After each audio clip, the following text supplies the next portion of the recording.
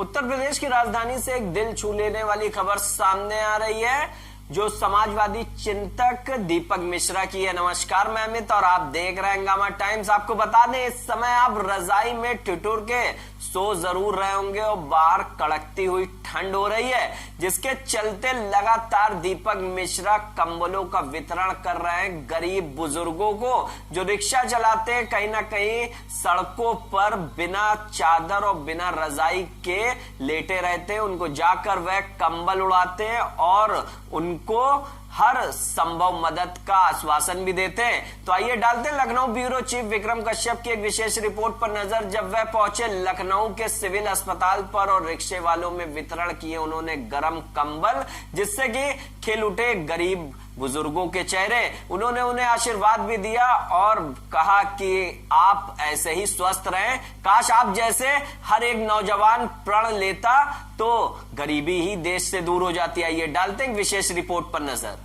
इस वक्त स्क्रीन पे आप देख रहे होंगे जिस तरह से ठंड का माहौल है और हम और आप जिस तरह से इस ठंड के माहौल में कहीं ना कहीं जिनके सर पर छत नहीं है वो इस आस में निकलते हैं कि आखिर इस ठंड के माहौल में कोई भी उनके सर पर छत देने का, यूँ कहे उनकी ठंड से बचने के लिए कोई ना कोई इंतज़ाम करे। जहाँ पर हम आपको दिखाने आए हैं, ये राजधानी के सिविल चौराहे का नज़ारा, जहाँ आप देख रहे होंगे हमारी स्क्रीन पर।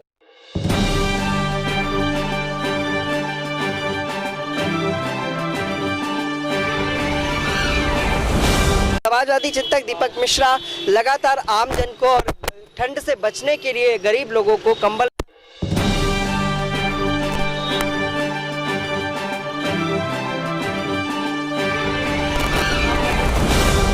सिविल के पास लोगों को कंबल वितरण करने का काम करें। दीपक जी, आखिर बताएं, जिस इस कड़ाके की ठंड में आप रोज निकलते हैं कंबल लेकर लोगों की मदद करने, क्या कहेंगे इस ठंड के मौसम में आम जन के लिए?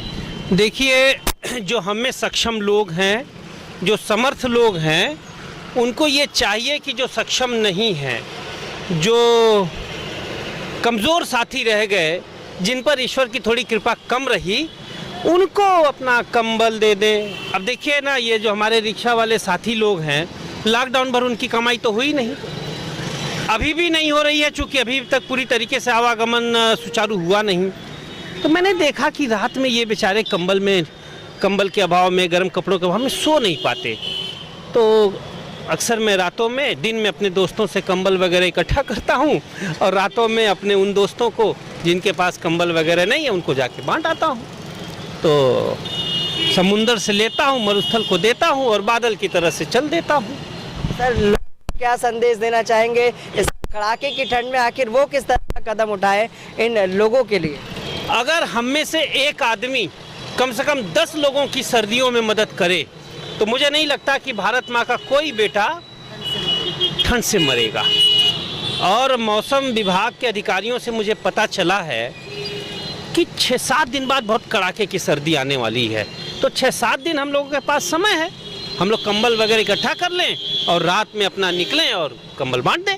मिलेगी रुतबा नहीं मिलेगा, लेकिन एक चीज़ मिलेगी जो बड़ी अच्छी होगी, वो ये कि एक सुकून मिलेगा और कुछ हमने किया इसका भाव मिलेगा, और ये दोनों बहुत बड़ी चीज़ है। आप देख रहे होंगे कि रिक्शे वालों के लिए लगातार दीपक मिश्रा प्रयासरत है। यही एक संदेश है कि इस समय इस कड़ाके की उन लोगों की मदद करे जिस तरह से उनके सर पर छत नहीं है, उन्हें एक आसरा देने का काम करे, और किस तरह की सुख की अनुभूति होगी इस काम को करने में वो आपको भी पता है, जिस तरह से दीपक जी ने भी बताया कि आखिर किस तरह की अनुभूति होगी। अब हम बात करेंगे रिक्शे वाले भैया से कि आखिर इस कड़ाके की कैसा लगा आज उनको। सर, कैसा लगा आज जब? बढ़िया, अच्छा लग रहा है। ठंडी ज्यादा बढ़ गई है, कंबल अम्बल यहीं बाहर सोते हैं कि घर जाते हैं? नहीं, हम तो घर जाते हैं। घर जाते हैं। हाँ। कंबल अम्बल मिलता रहता है? हाँ, मिलता रहता है। भैया आते रहते हैं आप लोग? हाँ, आते रहते हैं।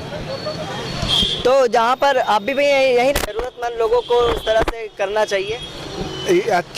अच्छा होना, ऐसा इंसान होना चाहिए कालत है हिंदुस्तान में, जो कालत है किसी के मदद कर सके। और जो इंसान का हालत बड़ा हो गया, वो का गाड़ी से धक्का मार दे तो वो इंसान, मतलब दिल भी बड़ा होना। हाँ, दिल बड़ा होना चाहिए का हालत है।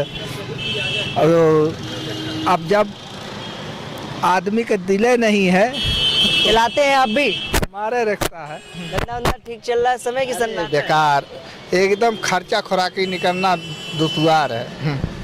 तो लोगों ने बताया कि किस तरह से उन्हें भी बड़ा अच्छा लगता है कि जब आम जन जब ज़रूरत की चीज़ों को लेकर उनके पास आते हैं, उनकी मदद करते हैं, और कड़ाके की ठंड में आप भी उस तरह का काम करें और मन की शांति पाने का काम करें। विश्व मोहित के साथ मैं विक्रम आपसे जाना चाहूँगा।